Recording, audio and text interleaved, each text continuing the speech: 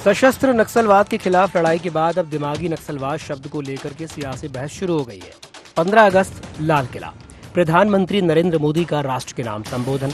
इसी संबोधन के बाद दिमागी नक्सलवाद शब्द को लेकर राजनीतिक बहस शुरू हो गई।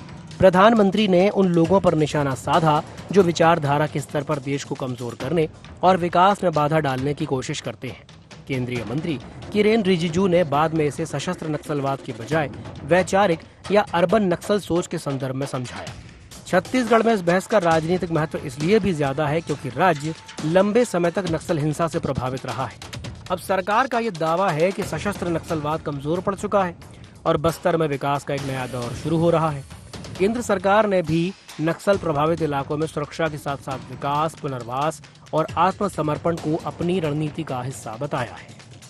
हथियारी नक्सल तो गए, लेकिन दिमागी नक्सल, ये दिमागी नक्सल मौके की तलाश में है। हिंसा, अराजकता के वो रास्ते खोज रहे हैं। इन दिमागी नक्सलियों को पहचानना होगा, इन दिमागी नक्सलियों को आइसोलेट करना होगा और राष्ट्र को विकसित राष्ट्र बनाने की मुख्य धारा की ओर देश की युवा पीढ़ी को जोड़ना होगा। लेकिन कांग्रेस इस व्याख्या को स्वीकार करने के लिए तैयार नहीं है। कांग्रेस की तरफ से कहा गया है कि देश के युवा दिमागी नक्सली नहीं है, वे देश का भविष्य है। कांग्रेस का यह आरोप है कि अपने हक की लड़ाई लड़ने वाले युवाओं को प्रधानमंत्री ने दिमागी नक्सली कहा है। सरकार के खिलाफ आवाज उठाने का मतलब ये नहीं है कि कोई दिमागी नक्सली है। वहीं भाजपा का ये कहना है कि नक्सलवाद को निर्दोष लोगों की हत्या, विकास कार्यों में बाधा और संविधान विरोधी गतिविधियों से जोड़ते हुए कहा गया है। देश को विभाजन और अलगाव पैदा करने वाली सोच से बचने की जरूरत है। उन्होंने कांग्रेस पर भी निशाना साधा और आरोप लगाया कि कांग्रेस और उनके नेताओं का आचरण राष्ट्रीय हित के विपरीत होता जा रहा है। जिस तरह से देश के प्रधानमंत्री जी 15 अगस्त के समय लाल किले से जो देश के युवाओं को अप्रत्यक्ष रूप से अपनी हक और अधिकार की लड़ाई लड़ रहे युवाओं को दिमागी रूप से नक्सली कहा है, जबकि वो दिमागी रूप से नक्सली नहीं, सरकार के खिलाफ अपने हक और अधिकार के लिए वो लड़ाई लड़ रहे हैं, आवाज उठा रहे हैं। पूरे देश से सशस्त्र नक्सलवाद समाप्त हुआ है। ये नक्सलवादी करते क्या थे? निहत्थे निर्दोष लोगों को मारना,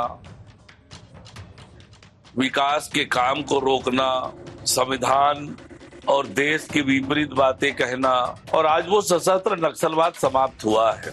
जो समाज में विभाजन पैदा करने वाले लोग हैं, अलगाव पैदा करने वाले लोग हैं, दुराव पैदा करने वाले लोग हैं, सशस्त्र नक्सलवाद तो समाप्त हो गया है। ये दिमागी नक्सलवाद है। इनसे भी सावधान रहकर, इनसे बचकर देश को आगे बढ़ाने की आवश्यकता है। दिमागी नक्सलवाद का मुद्दा अब केवल एक बयान तक सीमित न रहकर के राजनीतिक बहस का एक नया केंद्र बन चुका है। बीजेपी का यह मानना है कि ये सोच देश की एकता, विकास और संवैधानिक व्यवस्था के खिलाफ एक गंभीर वैचारिक चुनौती है। उनका तर्क है कि प्रत्यक्ष हिंसा के अलावा बौद्धिक और वैचारिक स्तर पर फैलने वाली ऐसी नकारात्मक सोच समाज के लिए नुकसानदेह है। दूसरी ओर कांग्रेस इसे सरकार की आलोचना करने वालों और देश के युवाओं को निशाना बनाने का एक राजनीतिक जरिया बता रही है। फिलहाल बड़ा सवाल तो यही है कि जहां एक ओर नक्सलवाद के खिलाफ सुरक्षा बलों की लड़ाई हथियारों और प्रत्यक्ष हिंसक गतिविधियों के खिलाफ है, तो वहीं क्या वैचारिक असहमति और सरकार की आलोचना को भी उसी चश्मे से देखा जाना उचित है। IND 24 के लिए रायपुर से अद्वैत नाइक की रिपोर्ट।